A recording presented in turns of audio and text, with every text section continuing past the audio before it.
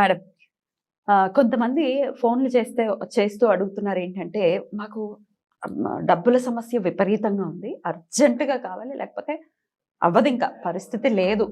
ఏం చేయాలో తెలియని పరిస్థితి ఉంది. అనే వాళ్ళకి ఏం సమాధానం చెప్పాలో కూడా తెలియట్లేదు. మీకొచ్చాయా ఇలాంటి కాల్స్? వస్తాయి. అవసరం ఉంటుంది. ఎందుకుండదు? ఇప్పుడు అర్జెంట్‌గా మనం ఒక పని అనుకుంటాము. ఆ పని అవ్వదు. ఇచ్చే వాళ్ళకి ఇయ్యాల్సి వస్తూ ఉంటుంది. మరి వీళ్ళు కూడా మనం ఇస్తాము అనుకుని వాళ్ళు వేరే పని పెట్టుకుంటారు కదా! ఆగరు కదా ఎవరు కూడా. ఇప్పుడు హాస్పిటల్ ఖర్చులైతే అది సడన్ గా అసలు చెప్పలేము. ఊహించలేము అసలు. ఇంకా ఊహించలేము. ఖచ్చితంగా డబ్బు కావాల్సిన పరిస్థితి వస్తుంది. ఎటెళ్లాలో తెలియని పరిస్థితి, అగమ్య గోచరంగా ఉంటుంది ఒక్కొక్కసారి అయితే. సో అలాంటి వాళ్ళ కోసం అలా ఇంకా అర్జెంటుగా మనకి రావాలి అంటే ఏం చేయాలి? ఇంకోటి నేను దీనికంటే ముందు ఒకటి ఏం చెప్పాలనుకుంటున్నాను అంటే, మన పనులన్నీ కూడా మనకు జరిగేవన్నీ కూడా లా ఆఫ్ అట్రాక్షన్ అనే దాని మీద ఆధారపడి ఉంటాయి. చాలా మంది నాతో చెప్తారు, స్విచ్ వర్డ్స్ రాసుకున్నామండి, నాకు అంత పెద్దగా ఏం పని చేయలేదు, నెంబర్ కూడా పని చేయలేదు అని అనుకుంటారు. అంటే రాసేటప్పుడు డౌట్ అనమాట, దాని మీద పని చేస్తుందా లేదా అని చెప్పి. ఒకటి. రెండేంటంటే రాసుకున్న తర్వాత కూడా మైండ్లో ఇంకా నెగటివ్ థాట్స్ అనమాట. మనకి ఏ పని అవ్వలేదు, నా బ్రతికి ఇంతే, నేనేం చేసినా ఇంతే, నాకే ఎందుకు ఇలా జరుగుతుంది, ఈ క్వశ్చన్స్ అన్నీ కూడా మన లైఫ్ నుంచి తీసేసేయాలి. నేను ఫైండ్ రీచ్ అని చదివాను అనుకోండి, ఫర్ ఎగ్జాంపుల్ నాకు పెన్ దొరికింది అనుకోండి, ఎప్పటి నుంచో దొరకని పెన్ దొరికింది, నేను చాలా సంతోషపడతాను, యూనివర్స్కి వెంటనే గ్రాటిట్యూడ్ చెప్తాను, థ్యాంక్స్ చెప్తాను. ఎందుకంటే అది 2-3 రోజుల నుంచి వెతుకుతున్నాను, వేరేది వెతుకుతుంటే అది దొరికింది అనుకోకుండా. సరే, కానీ దొరికింది కదా మొత్తానికైతే. సో నేను కంపల్సరీ థ్యాంక్ యూ యూనివర్స్, అది దొరికించావు, ఇది కూడా దొరికేటట్టుగా చూడు అని చెప్పి దండం పెట్టుకుంటాను. జనరల్గా ఏదైనా మనకి అమ్మయ్యా అన్న పరిస్థితి వచ్చింది అనుకోండి, థ్యాంక్ గాడ్ అంతే. అది కూడా అదేనా? అంతేగా, మరి యూనివర్స్ కి చెప్పినట్టే. అది నాకు కూడా బతుకు జీవుడా అంటారు మన వాళ్ళైతే. అది అలవాటు కదా. అదే అమ్మయ్యా థ్యాంక్ గాడ్, లేకపోతే అసలు అమ్మ బాబోయ్ థ్యాంక్ గాడ్ అనేయటం అలవాటైపోయింది. అది కూడా యూనివర్స్ కి అలవాటైపోయింది. మన తెలుగులో వర్డ్ అయితే అది బతుకు జీవుడా. అంటే అంటే మనలో ఉన్న జీవత్వం అనేది పంచభూతాల నిర్మాణం. మనం ఏదైనా పెద్దవాళ్ళు మాట అన్నారు అంటే చాలా నిగూఢంగా ఉంటుంది అది, అవునా? సో పంచభూతాల నిర్మాణం, వాటన్నిటిని బతుకు జీవుడా అని చెప్తున్నట్టే కదా. ఇంకా మనమే బ్లెస్ చేసుకున్నట్టు. ఎగ్జాక్ట్లీ.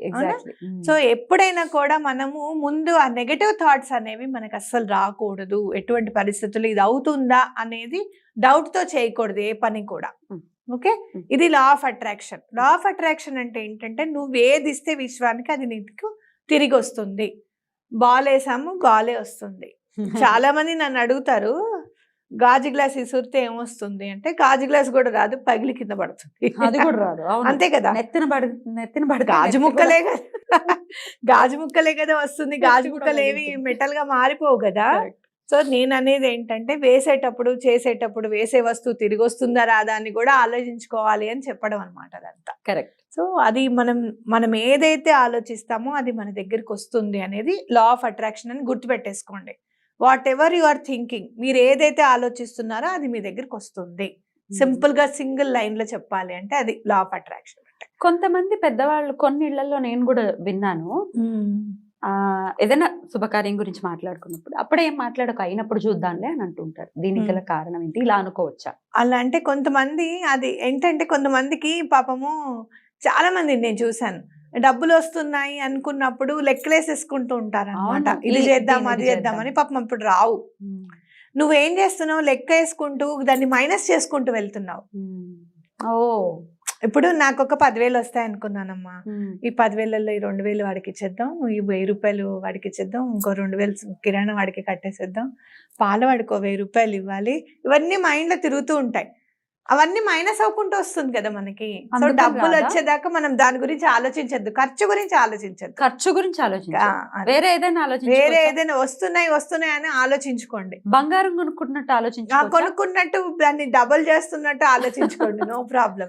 ఖర్చు చేస్తున్నట్టుగా కూడా ఆలోచించుకోకూడదు అనమాట. సో ఇప్పుడు మనకి ఇమీడియట్ గా మనీ కావాలి ఈ రోజున అనుకుంటే, rush on, count, now, done.